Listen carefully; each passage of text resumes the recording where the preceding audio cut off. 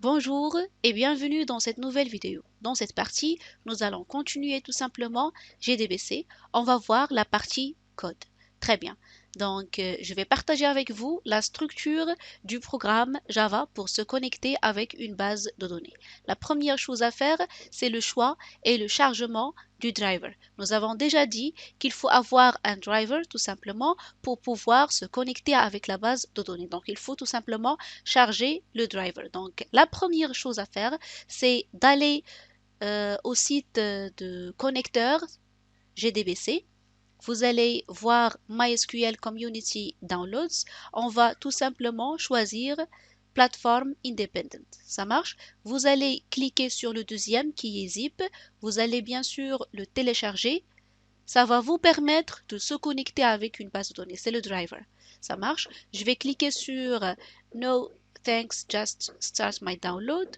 D'accord? Pour moi, elle est déjà téléchargée, mais je vais bien sûr exécuter pour que vous puissiez comprendre. Donc, une fois vous terminez le téléchargement, il faut bien sûr dézipper le fichier.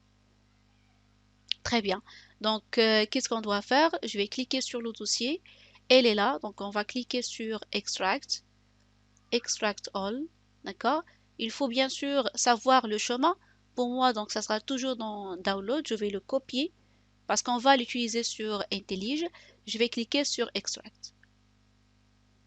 On attend un petit moment. Ça sera tout simplement un connecteur qui va nous permettre de se connecter avec la base de données. Entre-temps, je vais cliquer sur IntelliJ. On va lancer IntelliJ pour ajouter bien sûr ce connecteur. Très bien. Je vais cliquer sur un nouveau fichier. Donc File, on attend un petit moment. Il faut avoir tout simplement File. Non, Close. On va cliquer sur File. Après New, je vais tester sur un nouveau projet. New Project. On va choisir un projet New Project, d'accord? Je vais faire démo. Démo GDBC. Comme ça. GDBC. Je vais laisser toute la configuration, d'accord? Build System Maven, Language Java et JDK 17. Vous pouvez changer, ça ne va pas impacter le projet, d'accord? On va tout simplement ouvrir le projet. Voilà notre projet et voilà main.java. Très bien. Lorsqu'on clique sur le fichier ou bien le dossier, d'accord? Normalement, qu'est-ce qu'il contient? Voilà, il contient un jar, d'accord? Executable jar file. C'est le exécutable qui doit être ajouté à IntelliJ, d'accord? À notre projet. Donc, qu'est-ce qu'on doit faire? Je vais cliquer sur File, ça marche. Project Structure. Après, il faut voir Libraries. Vous cliquez sur plus pour ajouter librairie Java, d'accord? Et ça sera bien sûr notre connecteur, d'accord? Il existe dans Download, j'ai déjà copié le chemin. Elle est là, d'accord, sur ce dossier, d'accord? Et vous allez ajouter ce jar, d'accord? Et vous cliquez sur OK. Après OK, Apply et OK. Très bien. Jusqu'à maintenant, on a ajouté le connecteur à notre projet, donc ça sera possible de se connecter avec la base de données. Ça marche? On va revenir à notre présentation. Ça marche? La première chose, c'est le choix et chargement du driver. Donc, les autres étapes, on va les voir bien sûr, mais après, je vais finaliser chaque étape avec le code et tous les détails. Ça marche?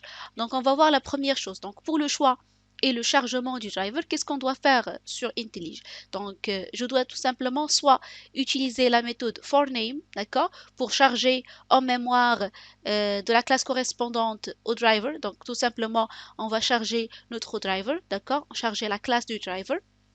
En principe, pour MySQL, c'est camp.mysql.gdbc.driver. Pour chaque driver, on a la classe qui correspond à ce driver. Il faut bien sûr chercher sur la documentation pour trouver le nom exact de la classe du driver. D'accord? Donc, soit vous faites class.forName, camp.mysql.gdbc.driver, ou bien la deuxième chose, soit vous faites class.forName ou bien vous faites driver manager.register driver et vous donnez bien sûr une instance de la classe comme .mysql.gdbc.driver. J'espère que c'était clair. On va tester maintenant sur IntelliJ. Qu'est-ce qu'on va faire? Je vais partager avec vous les deux méthodes. Donc la première méthode, on va faire en commentaire register the driver. D'accord? Donc la première chose à faire, c'était de faire classe, d'accord? Classe point, et vous faites for name. C'est bon. Dans cette classe, on doit donner le nom de la classe de notre driver. D'accord? C'est comme point MySQL, voilà, point GDBC, point CG, pardon, après GDBC. Et vous faites bien sûr le driver. C'est comme ça, d'accord? C'est comme .mysql.cg.gdbc. Et vous faites point virgule. Ça marche? Dans cette ligne, qu'est-ce qu'on a fait? On a tout simplement enregistré la classe du driver. Après, qu'est-ce qu'on doit faire? Je dois tout simplement créer l'URL de notre base de données, d'accord? Ce sera une chaîne de caractères. Je vais faire un commentaire, donc get connection ou bien get in connection. Comme ça marche. Donc pour faire la connexion, qu'est-ce qu'on doit faire? Je dois créer une chaîne de caractères, d'accord? Donc une chaîne de caractères. La chaîne, ça sera MySQL URL, d'accord?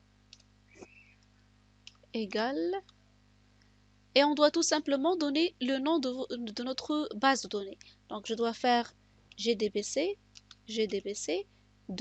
MySQL, d'accord? Vous faites les deux points et deux slash, d'accord? Localhost. Après votre base de données. Par exemple, c'est test. Très bien. Vous devez faire bien sûr point virgule. On a déjà forName, elle est soulignée en rouge. Il faut bien sûr écouter IntelliJ. Qu'est-ce qu'il dit exactement? Elle a des messages à dire. Donc, qu'est-ce qu'il dit? Donc, tout simplement, unhandled exception, java.lang.class not found exception. D'accord? On a une exception vérifiée qui existe dans cette ligne qui peut être lancée. C'est class not found. D'accord? On a déjà donné une classe. Pour le compilateur, il dit peut-être que cette classe n'existe pas. Donc, il faut bien sûr gérer cette exception. Donc, vous avez deux cas de figure. Soit vous faites add exception to method signature, ou bien je peux faire le bloc try catch. Ça marche? Donc, sur IntelliJ, il propose les deux, bien sûr, les deux cas de figure, soit ajouter la throws dans la signature de la méthode main, ou bien vous faites try catch. Pour moi, donc, je vais tout simplement faire throws class not found. Class not found exception. D'accord? C'est juste pour dire que la méthode main, il peut lancer l'exception class not found exception à cause de cette ligne. Sinon, vous pouvez mettre try catch. C'est bon pour gérer l'exception. C'est la première méthode, c'est class.forName. Après avoir réalisé la connexion, il faut bien sûr se connecter. Comment se connecter? On est dans le cas de la programmation orientée objet. À chaque fois que vous voulez réaliser quelque chose, ça sera l'instanciation d'un objet. Ça marche, donc on va instancier un objet connexion. Comment faire? Il faut faire tout simplement connection. D'accord? Après, vous donnez le nom que vous voulez, sans aucun, bien sûr, restriction. Après, il faut faire driver. Une fois que vous faites driver, vous allez voir, on a driver manager.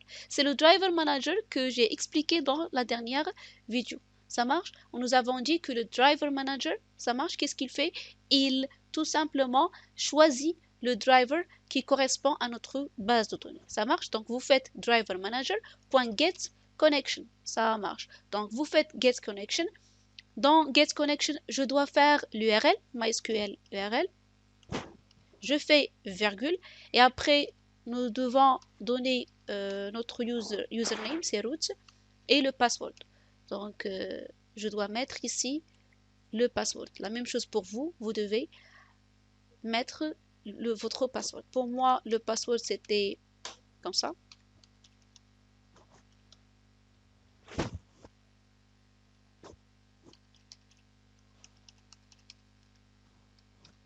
D'accord? c'est bon, je fais point virgule. Pour cette ligne, il peut lancer une exception, c'est l'exception SQL exception. Ça marche? Donc, la même chose, soit vous faites try catch ou bien vous donnez dans la méthode main, la déclaration de la méthode main, vous faites throws SQL exception. C'est ce qu'on va faire. Très bien. Pour s'assurer que la connexion était bonne, vous devez tout simplement faire un simple affichage. D'accord? Donc, je vais faire plus con. Et j'exécute.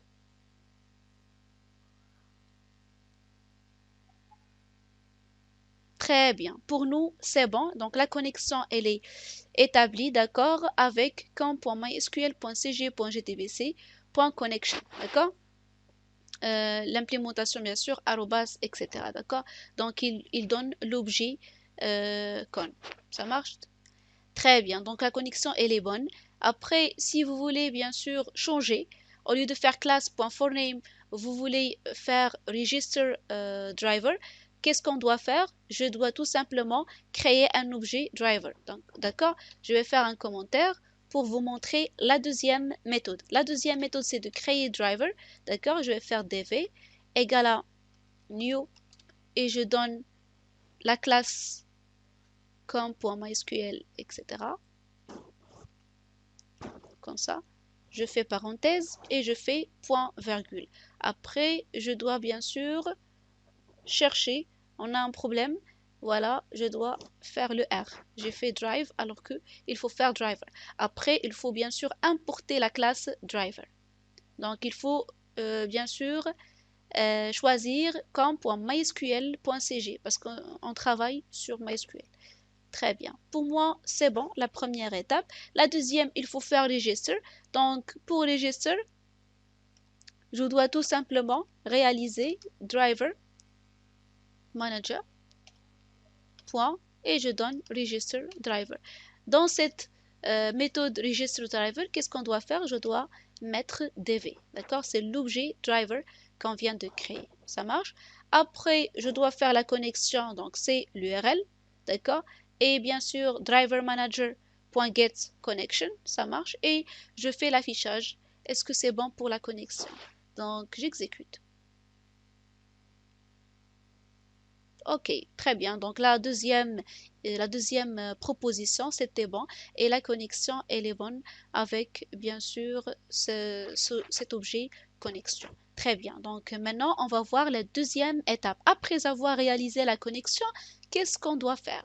Donc, on revient à notre présentation. Je dois établir la connexion. D'accord? Donc, pour établir la connexion, on fait juste un récap. Comment faire? Il faut créer un objet connexion, c'est ça. C'est ce qu'on a fait déjà dans cette ligne. D'accord? On a déjà fait la connexion. C'est bon, toujours vous donnez bien sûr l'URL, d'accord, de votre base de données, l'username et bien sûr le password. D'accord? Après avoir établi la connexion, je dois créer une requête, d'accord? Je dois créer une requête. Qui dit requête dit statement, d'accord? On doit voir bien sûr sur IntelliJ comment créer bien sûr la requête.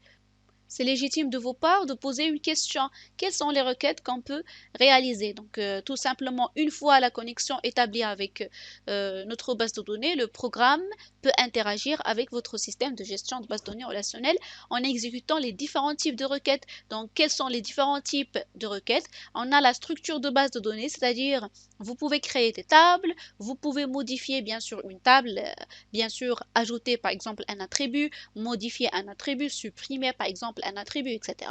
Vous pouvez bien sûr manipuler la base de données. Quelles sont les requêtes pour manipuler la base de données? On peut insérer des données dans une table, je peux modifier des données, récupérer des données, supprimer des données. Et bien sûr, on peut exécuter les fonctions ou bien les procédures stockées en utilisant Java. On va tester maintenant sur IntelliJ, donc le même code. Je vais vous montrer comment créer statement. Donc, on est dans le cas de l'orienté objet. Pour créer statement, je dois tout simplement instancier un objet statement, d'accord? Donc, je fais par exemple st égale, ça marche. Statement, il doit être exécuté sur l'objet connexion, d'accord? C'est ça. Donc, tout simplement, je dois mettre con, point, et je fais create statement. Dans ce cas-là, on a créé statement. Donc pour l'exécuter, donc c'est juste la création d'une requête, mais je dois l'exécuter, ça marche.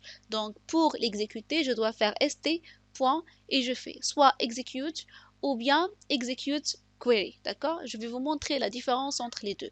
La première, c'est execute. Lorsque vous faites execute, il faut donner, bien sûr, n'importe quelle requête, ça marche, mais le type de retour, c'est pas un résultat, c'est juste booléen, true ou false. True si on a bien exécuté la requête, false dans le cas échéant, ça marche. Mais lorsqu'il s'agit par exemple d'un select, d'accord? Vous voulez sélectionner par exemple le nom, la ville de l'employé et stocker ça dans un résultat, d'accord, pour traiter, d'accord? Dans ce cas-là, il faut utiliser result set, d'accord? Il faut utiliser result set. Dans ce cas-là, il ne faut pas utiliser execute. Vous devez faire execute query, d'accord? Parce que execute, le type de retour, c'est boolean.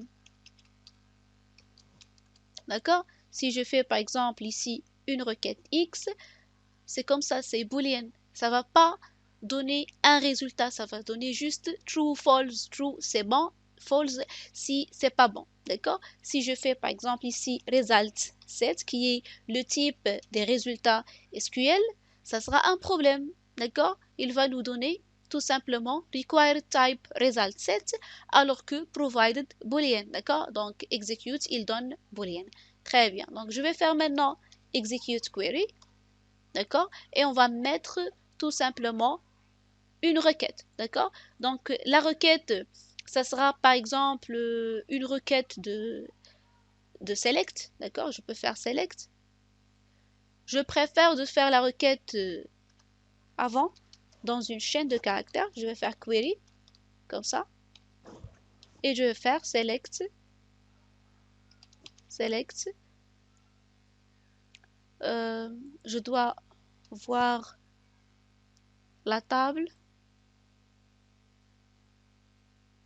Je dois voir la table qu'on a créée dans l'autre vidéo pour tout simplement faire notre select. Donc c'était, je pense, test, c'est ça. La table c'était user, je pense. Et les colonnes c'était ID, name et email. Donc c'est ce qu'on va faire. Je vais faire select ID. Voilà ID. Name, je pense. Voilà, name, email. Voilà. Donc name, email. Je dois mettre bien sûr notre table, donc from. Donc la table c'était users. Et la base de données c'était test. Il faut mettre la base de données ici et bien sûr la table dans notre query. Ok, je dois exécuter bien sûr query, je vais la mettre dans execute query. Et voilà. Très bien. Ici, je vais faire result. Les résultats. D'accord?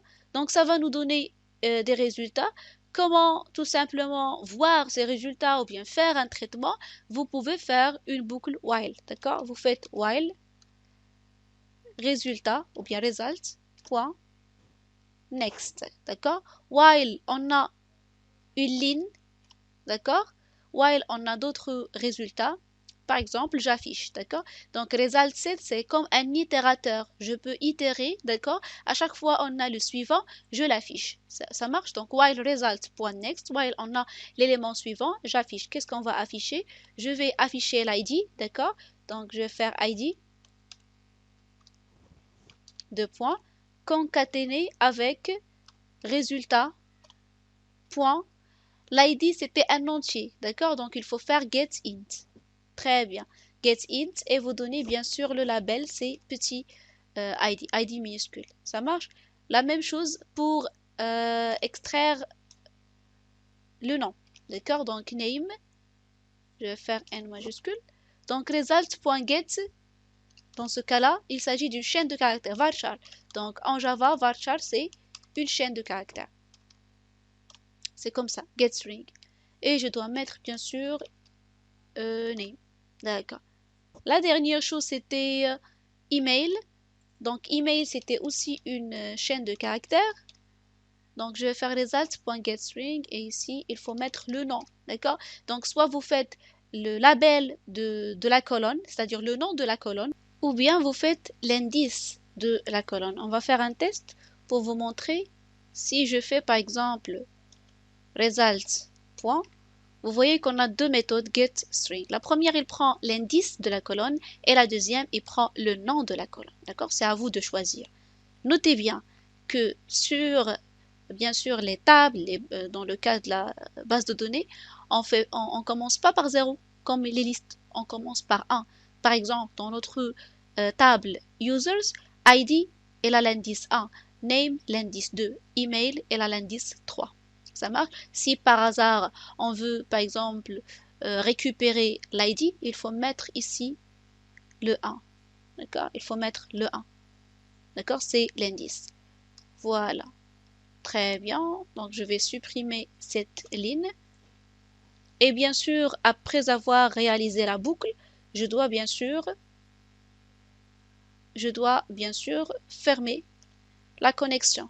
En dehors de la boucle, je dois fermer la connexion. Je dois faire con.close. Point virgule. Ça marche? Je vais exécuter pour voir. Voilà. Donc on a l'ID c'est 1, name Mehdi, email mehdi@gmail.com. L'ID 2 c'est ça, Nesrine c'était Nesrine. Et le troisième employé c'était, ou bien utilisateur c'était Khadija. D'accord? Donc c'est tout par rapport à cette vidéo. D'accord? Pour la prochaine vidéo, on va entrer un petit peu en détail dans les types de données, dans les types des statements, des requêtes qu'on peut exécuter pour vous expliquer en détail les choix que vous avez tout simplement dans le cas de la connexion avec la base de données relationnelle. J'espère que cette vidéo était claire pour vous, était bénéfique. Merci et à toutes.